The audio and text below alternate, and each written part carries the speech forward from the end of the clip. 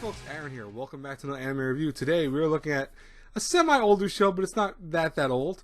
Dragon Ball Super. Now, many of you guys don't know, I actually am a huge Dragon Ball Z fan. I am probably like, back in high school, that was one of my favorite anime of all time. I love Dragon Ball Z.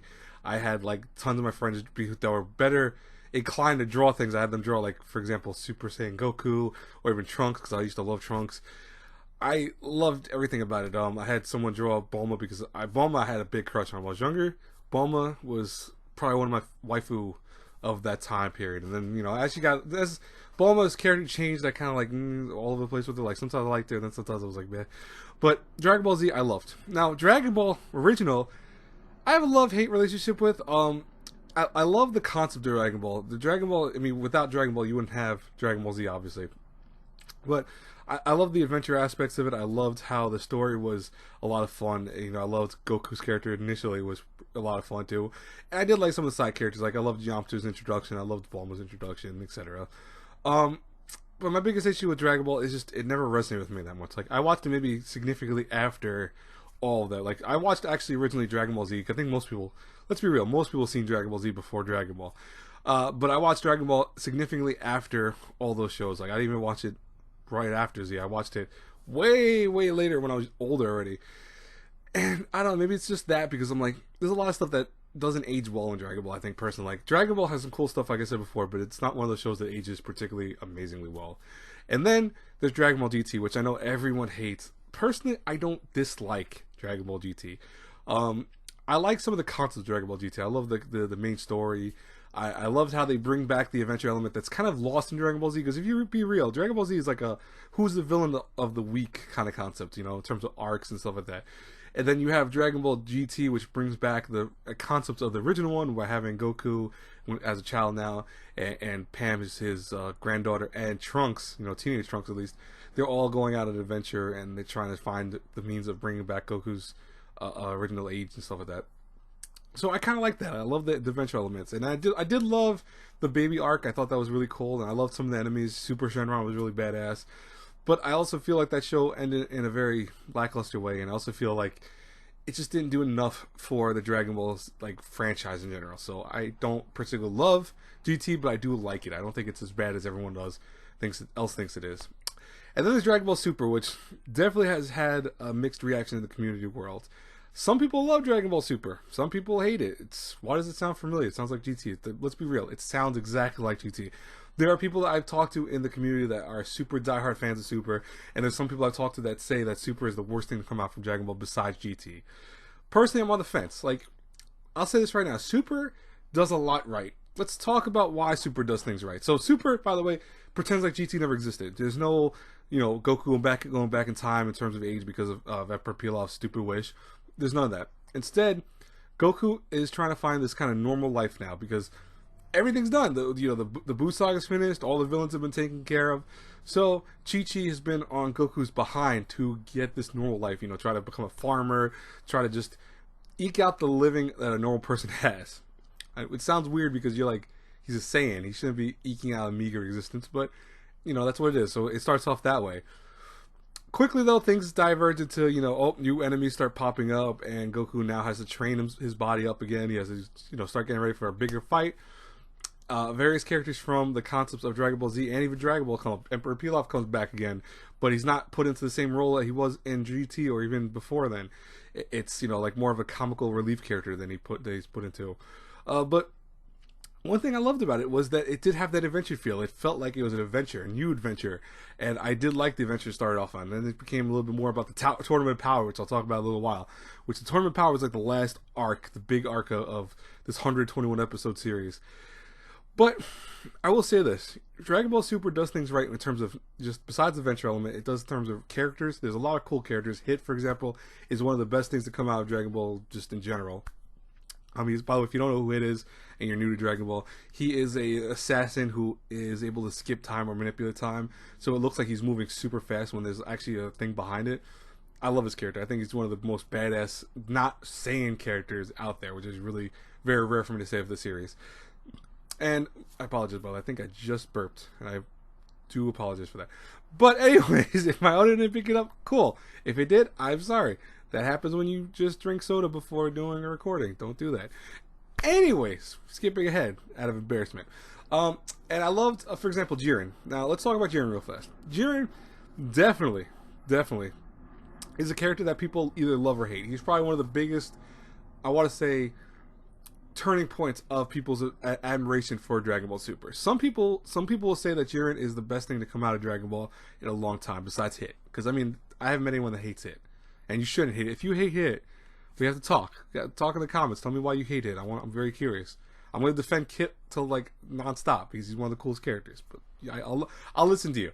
But anyways, Jiren is a character who he tries so hard to be so melancholy and stoic as a character. And you learn a little bit about his backstory of how, like, you know, and this is not really spoiling anything, don't worry, it's not a big major reveal. But Jiren's character, how he came from a home world where he was like a weak little tiny creature that ends up, you know, getting his whole family decimated, not by his own hands, but by an alien race. He ends up going with another person to train his body, and he goes beyond, keeps going beyond his limits. You know, sounds like My Hero Academia stuff, but he keeps going beyond his limits to become this force of power in his culture that just goes beyond anything anyone's ever seen, because he's from a different universe entirely. His power level is on a whole new level. I mean, even Goku struggles with them until he hits a new ceiling beyond Super Saiyan, even Super Saiyan God and Super Saiyan Blue, which is a new thing of the series. But he goes beyond all that stuff, and it's kind of cool why he does that and how he does it. But, you know, Jiren, I like Jiren because he's not overly complicated. There's nothing to him. He's just a very simple, badass character. Yes, he has a stupid backstory that we've seen in every shonen in the world, but his character, everything he says, and there's very few things he says, he backs up by, you know, coming out there and going, yeah, I don't need to worry about this fight. Let me go meditate because I'll be fine. He meditates, people attack him, he's like this the whole time, just he's in a bubble that nothing can penetrate. And then when he actually wakes up and beats the crap out of people, everyone's like, oh my god, the dude's super powerful. Like, what is so surprising about this crap? That's what I like about Jiren. He is one of the cool characters because of that. He doesn't need to prove himself. He does it by just being Jiren. And I think that's why I like about him. And, you know, there's a few other characters that pop up here and there. Like Goku Black, for example, has his own arc. And I won't go into what that is too much if you don't have any idea what it is. But it's a cool kind of alternative take on Goku being kind of bad. And not in a not bad as sense of just being bad. But I dig that. I think the whole arc that he had. And that's the thing about Goku, Dragon Ball Super that I loved about the series is that it has some cool characters and some new additions that are really nice.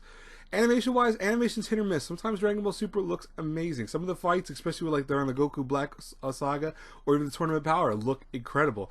Then there are times where some of the fights between Goku and Beerus, for example, the few fights they do have, or even some of the other characters they fight, look terrible. I mean, you've seen them probably online. You've seen the memes and stuff like that where you see these like little stop animations. And yeah, let's be real. Stop animations are something that every anime has. So realistically, being overly harsh on them is stupid. And I'll tell you that right now. You should never be overly harsh on those little tiny tidbits of animation that look really stupid because every show has them. Trust me. Every single shonen has them. They're just placeholder stuff. They're meant not to be seen by the naked eye. You have look how many times people had to find those memes, had to stop and keep hitting a slowdown on their computers to find those little characters and those little weird kind of animations here or there. It happens. It's natural. It's the way of animation. But what I do say is that you can definitely tell when they put a lot of money into Dragon Ball Super, and then when they were like, yeah, just get the episode out as fast as humanly possible because we need it done by next week. You can tell. There's some episodes you can really, really tell. So animation's hit or miss. Now, one of the things why I say most people dislike Super is because it doesn't feel at times like it's trying anything to push Dragon Ball beyond the shonen concepts. Now, let's be real. Shonen series are always disliked and liked, but depending on the audience, because shonens are very critically rated by people. Some people love, for example, Hunter x Hunter. Some people hate it. Some people love My Hero Academia. Some people hate it. It's like anything else. But there's very like one-sided concepts with it. Some people like are die-hard fans of My Hero Academia. They love everything about it. Some people hate some of the concepts of it, you know, and they hate everything about it. Dragon Ball Super has had this middling realm where I know a lot of people do like it, but also dislike it, like myself. They have this thing where it's like they like this about it, but hate this. They like this about it, they hate that. It's understandable. It's one of those shows that it's not trying to push the bill, and I think that's what kills the series is that it's very safe in how it does the show and stuff. This is not a brand new shonen. This is not like anything that hasn't been seen by Dragon Ball before. You have the arcs. You have Goku losing a fight and then training himself up to get stronger. You have the various characters all realizing, oh hey, we need to train up for this fight coming up. The Tournament of Power, for example, is just all these characters finally letting loose, and even there, characters will train themselves to get stronger for a little while or unleash new powers just like that out of nowhere because they were hiding them from everyone else. That's what it is. Dragon Ball Super is a very safe shonen. It's not trying to be anything beyond safe. And that's why I don't think people love it, and I personally why I don't love it. Back when Dragon Ball Z came out, Dragon Ball Z I've rewatched before, maybe I want to say maybe twice I've rewatched Dragon Ball Z from beginning to end. And the thing is Dragon Ball Z, even as safe as it is, it tries to push the bill by having character arcs and character stories, and even times just these OVA type like events where it's not trying to be super, I want to say shonen. It's just trying to be a fun show.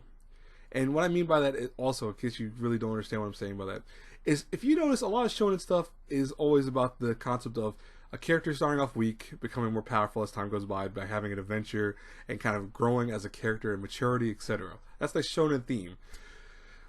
Dragon Ball Z captured that, but also at the same time was like, no, let's just be playful. Let's just have these fun little times where no one's training, no one's trying to do any of this stuff. Let's just have them fighting or for whatever reason or being super comical about their fighting, etc.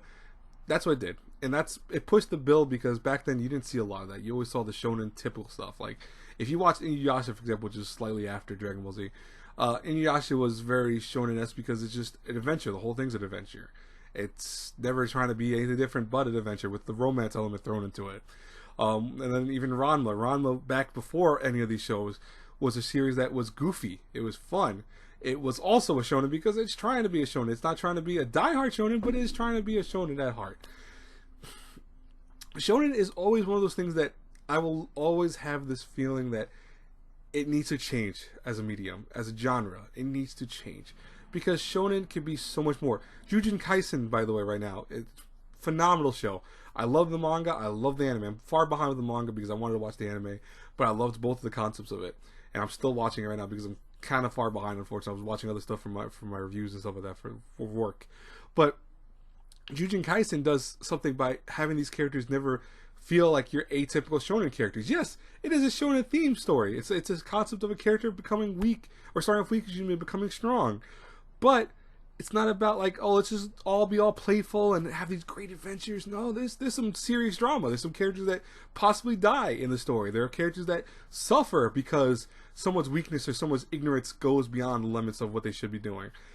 That's what I talk about, pushing the shonen boundaries. This is what I'm talking about when I say shonen needs to do that constantly. It needs to change up the formula, because these are the types of shonen I like. And the stuff the older days, it's hit or miss now, because you realize, okay, every show is like that.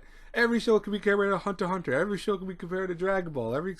It's shonen is tiring sometimes. But shonen, especially nowadays, is starting to finally go beyond its limits. Like even God of High School. Yeah, God of High School is crazy all over the place, but God of High School did something different for shonen by being different. It's just, hey, let's not focus on character stories for 500 years. Get right into the action. Fight these guys. Hey, this guy's getting into a battle. Fight him. That's awesome. I like that. It's what I liked about Dragon Ball Z back then. Dragon Ball Super is like, no, we'll keep the old archaic style by having just adventure, occasionally some fun, occasionally fights, adventure, fight. You see what I mean? It's very formulaic, and that's probably why I think Super gets the hate it does, and for a lot of people why it's not the best Dragon Ball that came out. But overall, in my opinion, Dragon Ball Super is a fun watch. It was 121 episodes. I didn't ever feel like, oh my god, I wish the series would end already. I actually really liked it. There were some arcs that were weaker than others. I definitely don't like some of the filler arcs or filler episodes. They felt really unnecessary. Like that baseball episode, as goofy as it was and funny as it was, sometimes it felt so unneeded. And if you don't know what I'm talking about, trust me, you'll get to an episode where they're playing baseball. It's not that good, to be honest with me personally.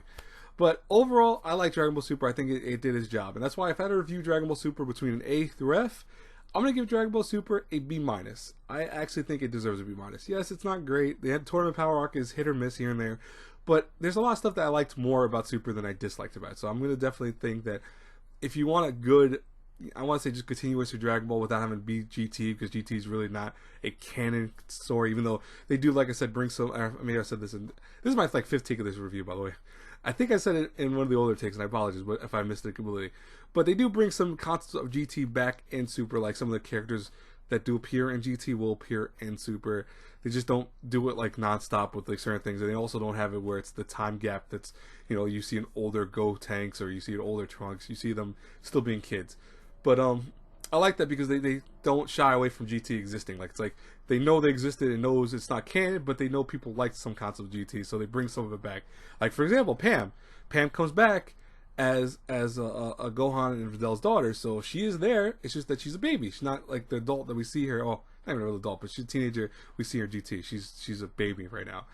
I like that they did that because they're showing, hey, GT still kind of exists in the hearts of the creators.